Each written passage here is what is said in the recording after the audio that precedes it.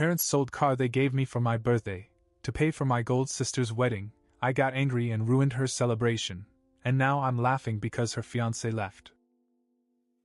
I'll never forget my 18th birthday. My parents handed me the keys to a bright red 2010 Mustang GT, and for a moment it felt like the universe had aligned perfectly. This car wasn't just a vehicle, it was freedom. It was late-night drives with my friends, the soundtrack of blasting music, and moments of quiet clarity when I was alone, just me and the open road. I washed it every weekend, waxed it until it shined, and even gave it a name, Scarlet. So you can imagine my shock when Scarlet was suddenly gone. At first I thought she had been stolen. I came home from work and the spot in the driveway where she usually sat was empty. I burst into the house in a panic and asked my parents what had happened. My dad casually mentioned, "Oh, we sold it. Needed the extra money for Olivia's wedding."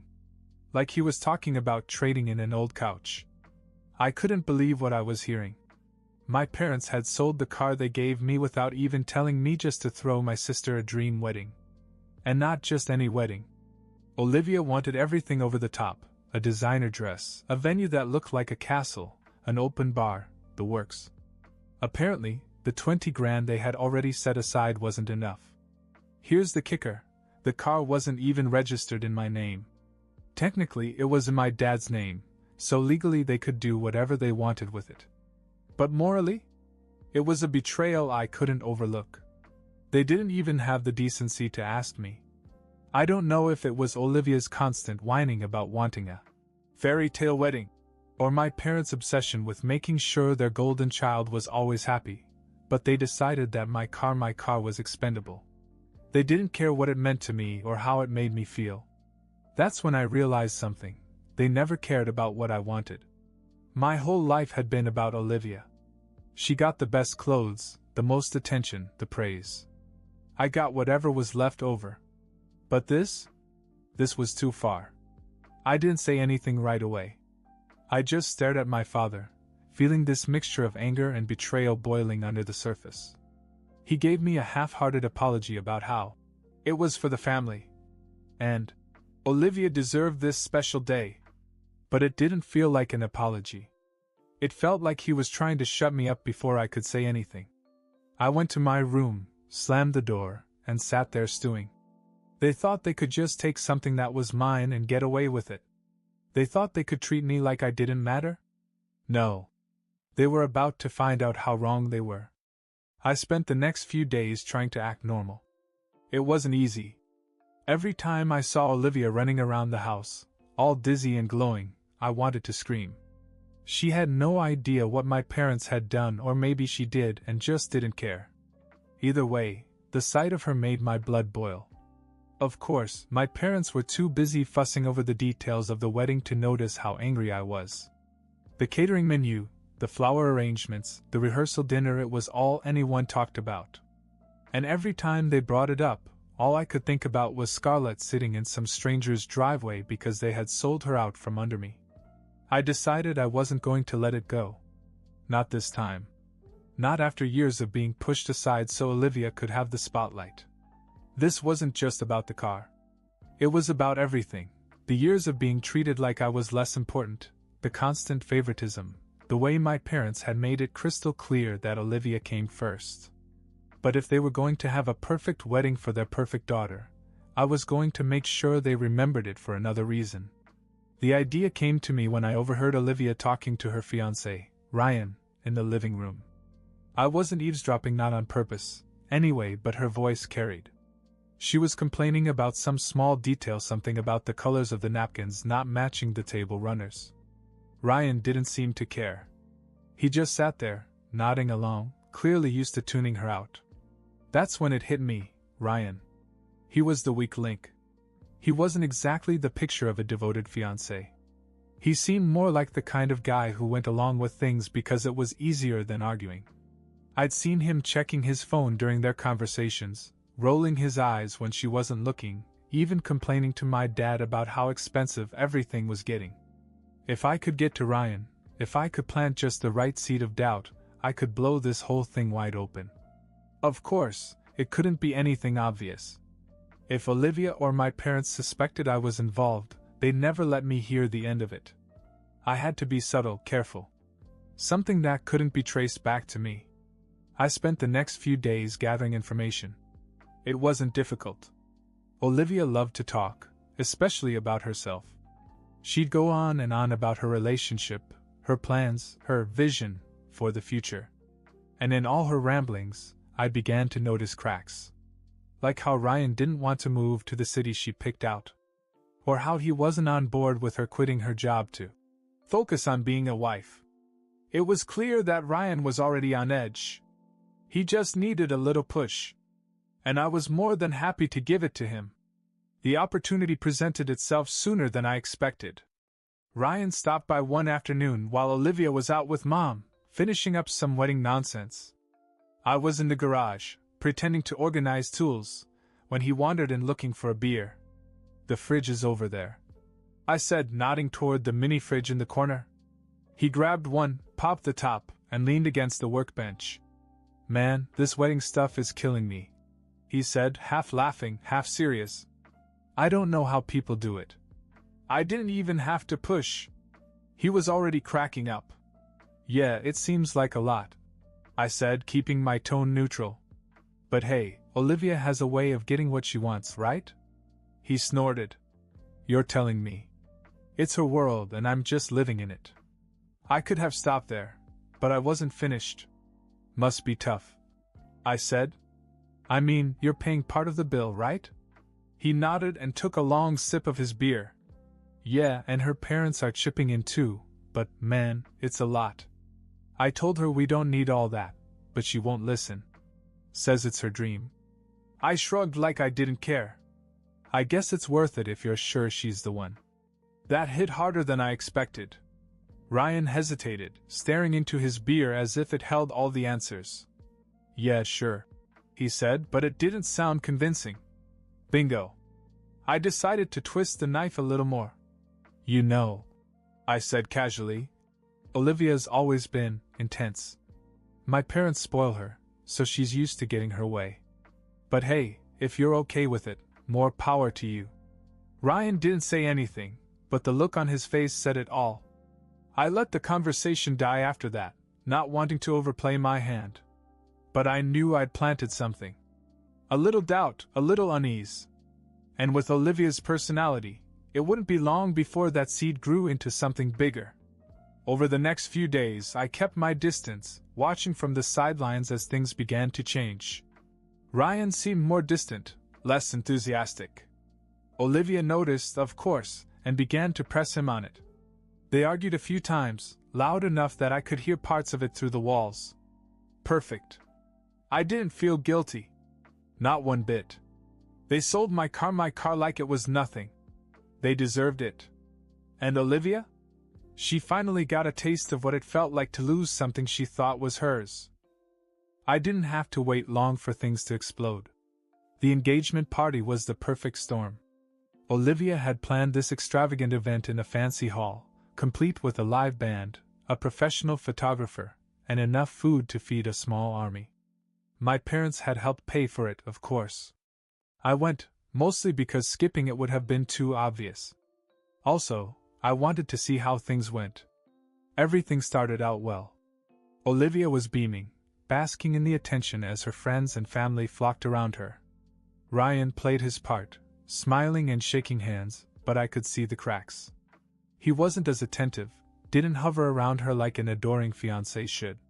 He spent more time at the bar than at her side, which I found hilarious. And then it happened. About halfway through the night, someone made a toast one of Olivia's friends, I think.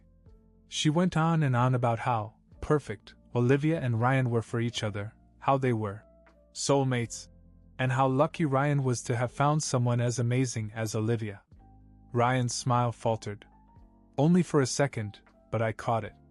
And apparently so did Olivia. She cornered him after the toast and pulled him into a side room where they thought no one could hear. But they were loud. And angry. "What's wrong with you?" Olivia's voice carried through the thin walls. "You've been acting strange all night." "I don't know, Olivia," Ryan shot back. Maybe it's because I'm drowning in all this wedding crap. You don't listen to me, you don't care what I want, it's always about you. The room fell silent. I could imagine Olivia's expression, shocked, maybe even a little frightened. But instead of backing down, she doubled down. That's not fair, she said, her voice rising again. I'm trying to make this day special for both of us. If you can't see that, maybe you're the one with the problem. I wasn't sure how things escalated from there, but the next thing I knew, Ryan stormed out of the room, grabbed his coat, and walked out the front door. Everyone froze for a moment. Olivia ran after him, but he didn't stop. He got into his car and drove away without looking back. The whispers began immediately. Guests exchanged awkward glances, unsure whether to leave or stay. My parents looked embarrassed, trying to calm Olivia as she stood there sobbing. I stayed out of sight, a smirk tugging at the corners of my mouth. The golden child's perfect night was officially ruined. Later, I found out from one of Ryan's friends that he'd called off the wedding that very night. He said he couldn't deal with Olivia's selfishness and inflated expectations. It was over, and I couldn't have been happier. The aftermath was glorious in a twisted kind of way. Olivia was heartbroken. She spent the next few days alternating between sobbing in her room and ranting about how Ryan had humiliated her. My parents, predictably, rallied around her, blaming everyone but Olivia for what had happened. He's just a coward, my mother said. He couldn't handle someone as strong and ambitious as Olivia. Good riddance, my dad chimed in. She deserves better. I didn't say much. I just watched the whole golden child narrative crumble. The engagement was off. The dream wedding was off. And my parents were out thousands of dollars for an event that was never going to happen. But then came the inevitable confrontation. One night, after Olivia had cried herself to sleep, my parents cornered me in the kitchen. My mom started with the usual guilt trip routine. How can you stand by and watch your sister go through this? She's devastated. I shrugged. Not my problem. That set my dad off. You've been acting smug ever since this happened. Did you have something to do with it? I decided to be honest. Yes, I said. I talked to Ryan. I told him the truth about Olivia. I guess he didn't like what he heard. They stared at me stunned. My mom looked like she was going to cry. My dad, on the other hand, looked ready to explode. You ruined your sister's life for what? Some petty revenge? No, I said. I stood up for myself. You sold my car without asking me, just to pay for her wedding. You treated me like I didn't matter my whole life, and I'm done. You wanted to make Olivia's day perfect? Well, now you've got exactly what you deserve. That was the moment I knew there was no turning back. My dad pointed to the door and said, Get out. We don't want to see you anymore. I didn't argue. I packed my things that night and left. I used some of the money my parents reluctantly gave me after I sold the car to buy an older, used truck. It wasn't Scarlet, but it got the job done. It's been 3 months now. I moved a few hours away, got a decent job, and started over. I haven't spoken to my parents or Olivia since that night, and honestly, I don't miss them. They chose their favorite, and I chose to walk away. Do I feel bad about ruining Olivia's engagement? Not even a little. They crossed the line when they sold Scarlet, and they learned the hard way that I'm not someone they can just walk all over. Revenge may not fix everything, but damn, does it feel good. The truck I bought was nothing special, an old Tacoma with a few dents and scratches, but I came to like it. It wasn't Scarlet, but it was mine, and it got the job done. Every time I worked on it, tweaked the engine or fixed a squeak, it reminded me that I could rebuild, even if it wasn't perfect. Working at the shop kept me busy. The guys there were cool, the pay wasn't bad, and no one asked too many questions about why I was suddenly looking for a job. I told them enough to keep them satisfied. I had a falling out with the family, needed a fresh start. They didn't push for more. Despite the distance, small-town gossip has a way of finding you. Some mutual friends kept me in the loop about Olivia and my parents. Apparently, Olivia was still reeling. She hadn't recovered from Ryan dumping her in such a public and humiliating way. He'd moved to another state not long after and was already seeing someone else. My parents, on the other hand, were doing damage control. Hosting brunches, telling anyone who would listen that Olivia was taking time to focus on herself. And spinning the story to make it seem like Ryan was the problem. Typical. But the most unexpected twist came one night when I was at a bar near my apartment. I was sipping a beer and watching a game on the TV above the bar when someone slid onto the stool next to me. Small world. A familiar voice said. I turned around and there he was, Ryan. I just stared at him for a second, stunned. He looked different than I remembered, more relaxed, less tense. But it was definitely him. What are you doing here? I asked. Moved into town a few weeks ago, he said with a shrug. Needed a fresh start. Couldn't exactly stay in this city after, well, you know. Yeah, I know, I said, grinning. Man, your family, no offense, but they're crazy, he said, shaking his head. Olivia, your parents, they're on another level. The way they micromanaged everything, the expectations, it was like I signed up to marry all three of them. I laughed, because what else could I do? You're not wrong. They've been like that all my life. Olivia gets what she wants, and the rest of us just have to deal with it. Ryan sat back and took a long sip of his drink. You know, I didn't realize how bad it was until I got out. The wedding was just the tip of the iceberg. She wanted me to quit my job to move closer to your parents. Said it was important to stay in the family fold. Classic Olivia, I said. He shook his head and smiled faintly. I should thank you, really? If you hadn't said what you did, I might have gone through with it. You saved me a lifetime of headaches. I raised my glass. Here's to dodging bullets. We ended up talking for a couple of hours. Ryan didn't hold a grudge, which surprised me. If anything, he seemed relieved to have someone who understood how crazy the whole situation had been.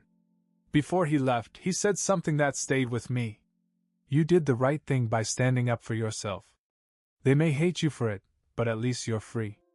That's more than a lot of people can say. It was strange to hear him say that, but it felt good. For the first time, I didn't just feel vindicated, I felt validated. When Ryan left the bar, I sat there for a while, finishing my drink and thinking about everything he'd said. Maybe I'd lost my family in the process, but I'd gained something else, peace. And frankly, I wouldn't trade that for anything. A few weeks after I met Ryan, I heard that Olivia had a new boyfriend. His name was Brandon, some corporate type with a good salary and a fancy apartment in the city. My parents were thrilled, of course, already calling him a much better fit than Ryan. I didn't know the guy, but I couldn't help but feel a little sorry for him. He had no idea what he was getting himself into. By the sound of it, he was smitten. Olivia could be charming when she wanted to be, and I was sure she'd pulled out all the stops. Still, I couldn't see it lasting. Some people had to learn the hard way. Brandon would find out soon enough.